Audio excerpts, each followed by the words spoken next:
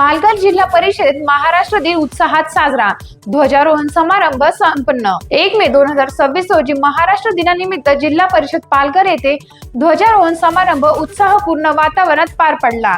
माननीय प्रशासक तथा मुख्य कार्यकारी अधिकारी मनोज रानडे यांच्या हस्ते ध्वजारोहण करण्यात आले व राष्ट्रध्वजाला मानवंदना देण्यात आली। या कार्यक्रमात विविध विभागांचे वरिष्ठ अधिकारी उपस्थित होते।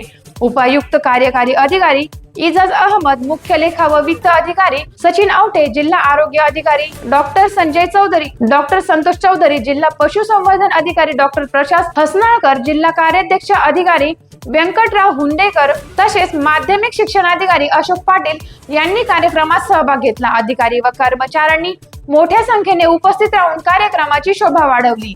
ध्वजारोहणानंतर मुख्य कार्यकारी अधिकारी मनोज रानडे यांनी उपस्थितांना महाराष्ट्र दिनाच्या शुभेच्छा दिल्या। राज्याच्या प्रगतीसाठी सर्वांनी एकजुटीने कार्य करण्याचे आवाहनही त्यांनी यावेळी केले। कार्यक्रम शांत, शिस्तबद्ध आणि देशभक्तीपर वातावरणात पार पडला। या समारंभामुळे उपस्थितांमध्ये उत्साहाचे वातावरण निर्माण झाले।